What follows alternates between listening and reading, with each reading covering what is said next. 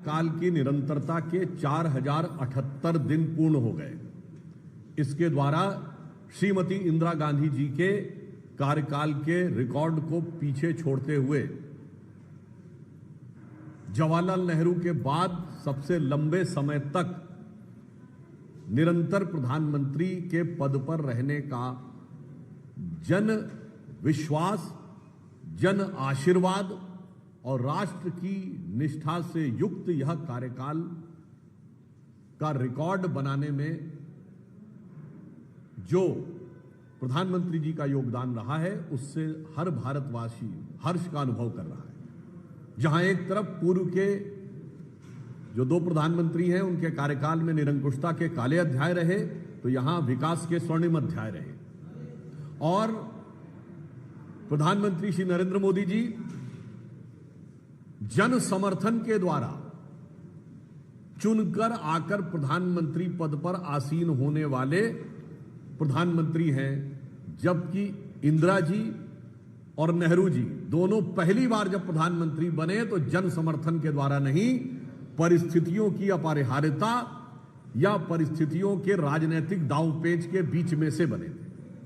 परंतु इस अवसर पर ही झारखंड सरकार के एक मंत्री अंसारी जी के द्वारा जिस प्रकार का विद्वेषपूर्ण, क्षुद्र और अवमानना से भरा हुआ बयान प्रधानमंत्री श्री नरेंद्र मोदी जी के बारे में किया गया है, वो एक बार फिर कांग्रेस के उसी घृणित मानसिकता को दर्शाता है कि देश के सर्वोच्च पद पर बैठे हुए एक चाय बनाने वाले के बेटे, जो लोकतंत्र के, भारत के विकास और विराट स्थिति के प्रतीक के रूप में बैठे हुए हैं, उनके बारे में, उनके बचपन, उनकी पृष्ठभूमि और व्यवसाय को लेके इस प्रकार का घृणित कमेंट, ये उन्हीं कमेंट्स की श्रृंखला में से एक है जिसमें कभी मोदी जी की बोटी बोटी करने की बात, तो कभी कब्र खोदने की बात, कभी उनके ऊपर वर्ग, जाति, समुदाय के सूचक शब्दों के द्वारा अपमान करने का प्रयास किया जाता था। परंतु यह घटना सिर्फ एक अलग नहीं है, यह कांग्रेस की एक सुविचारित योजना का हिस्सा है, क्योंकि कांग्रेस के नेता प्रतिपक्ष श्री राहुल गांधी जी हमेशा से प्रधानमंत्री श्री नरेंद्र मोदी जी के बारे में बहुत अशोभनीय शाब्दिक लफाजी करने के आदतन हो चुके हैं, आदी हो चुके हैं, और यह उनकी गरिमा के तो प्रतिकूल है ही। भारत में संविधान की मर्यादा और राजनीति की मर्यादा को ध्वस्त करने का एक उदाहरण है। आज तालकटोरा स्टेडियम में राहुल गांधी जी द्वारा आदतन फितरतन जैसे बोला जाता है, उसी प्रकार की जो बातें बोली गई, उसके ऊपर हम स्पष्ट करना चाहते हैं।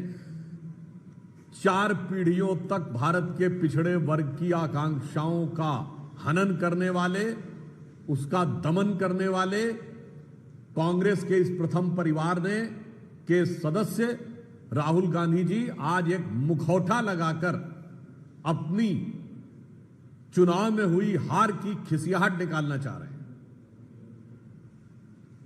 हम राहुल गांधी जी से पूछना चाहते हैं कि आज उन्होंने कहा कि विश्वविद्यालयों में कितने प्रोफेसर किस वर्ग के हैं, तो श्री राहुल गांधी जी ध्यानपूर्वक सुनिए।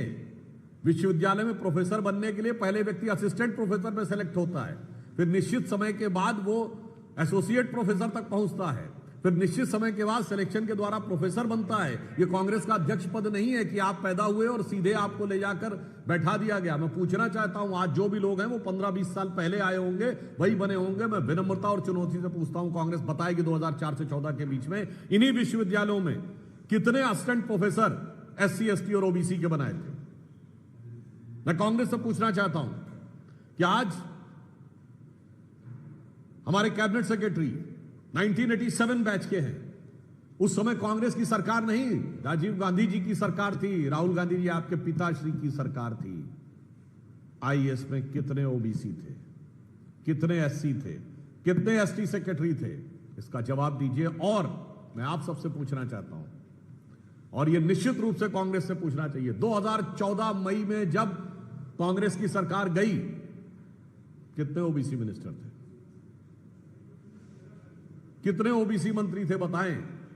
मेरा दावा है कि वो 4 भी नहीं बता सकते, क्योंकि 4 भी नहीं थे। आप उनसे पूछिएगा तो 2 के नाम भी नहीं बता सकते, क्योंकि शायद 2 भी नहीं थे। इसलिए दिखाई पड़ता है कि ये जिस विषय की बात करते हैं, ओबीसी के हक पर डाका डालने का काम कर्नाटक और तेलंगाना की सरकार अल्पसंख्यक समुदाय के लगभग सारे लोगों को पिछड़े वर्ग में शामिल करके करना चाह रही है। पश्चिम बंगाल की सरकार तो हिंदू समाज से ज्यादा मुस्लिम समाज की ओबीसी जातियां दिखाकर उनको ओबीसी में शामिल करना चाह रही है। तो इसलिए मैं एक साफ बात कहना चाहता हूं, कांग्रेस एक मुखौटा लगाकर खड़ी है। इस मुखौटे के पीछे का असली सच यह है कि बाबा साहब अंबेडकर ने जो पिछड़ों और एससी को आरक्षण का अधिकार दिया था, उस इबारतें बाबा साहब अंबेडकर को इस मुखौटे की आड़ में ये इमारतें शरिया में तब्दील करना चाह रहे हैं। इसलिए देश को और देश के प्रबुद्ध लोगों को इस विषय पर बहुत सतर्क, सावधान और इस षड्यंत्र के प्रति सचेत रहने की आवश्यकता है। मैं पुनः अपनी बात को रिपीट करता हूं। श्री राहुल गांधी जी अपने पिताजी के कार्यकाल के एससी, एसटी, ओबीसी, आईएएस अधिकारियों की संख्या बताएं। मनमोहन सिंह जी और सोनिया जी के कार्यकाल में 2004 से 9 के बीच में कितने यूनिवर्सिटी में असिस्टेंट प्रोफेसर, एसोसिएट प्रोफेसर थे, उनकी संख्या बताएं। और अब यह बताएं कि मुस्लिम समाज की कितनी जातियों को उन्होंने ओबीसी में इंक्लूड क्यों करवाया है और इसके द्वारा वो किसके हक के ऊपर डाका डालने का प्रयास कर रहे हैं। धन्यवाद। बिंदु और कभी कभी क्या होता है कि जनता सत्य की परीक्षा करती है, मगर कभी कभी सच की परीक्षा स्वतः और स्वयं हो जाती है। आपने देखा होगा कि चुनाव के विषय को लेकर जिस प्रकार से कांग्रेस पार्टी, इंडी गठबंधन और विशेषकर श्री राहुल गांधी अनलगढ़ आरोप लगा रहे हैं, पहली बात तो ये इनकी मानसिकता को दर्शाता है कि आपातकाल के 50 साल हो गए मगर मानसिकता नहीं बदली।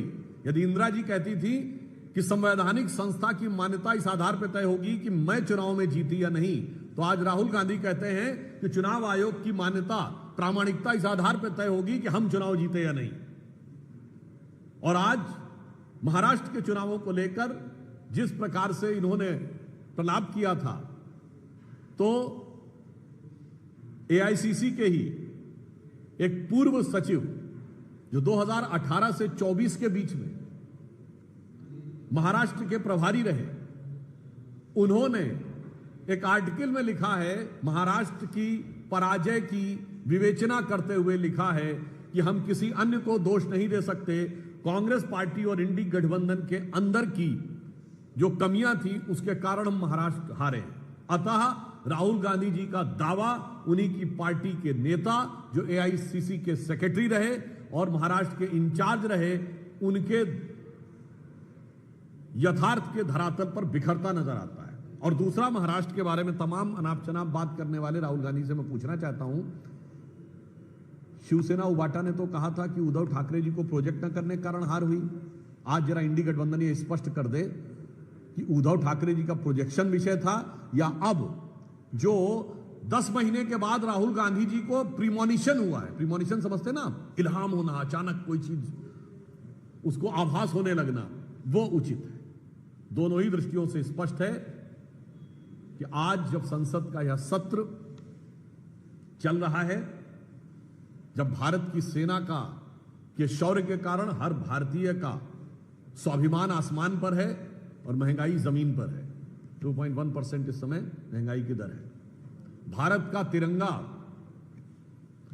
अंतरिक्ष में तिरंगा दिख रहा है, मानसून चंगा दिख रहा है, मगर इसके बावजूद भी कांग्रेस पार्टी और इंडी गठबंधन के लिए हर विषय के ऊपर न सिर्फ हंगामा करना है, बल्कि बहुत ओछी, अभद्र भाषा और शैली के द्वारा देश के सबसे लोकप्रिय ओबीसी प्रधानमंत्री के बारे में निरंतर अपमान और घृणा की अभिव्यक्ति।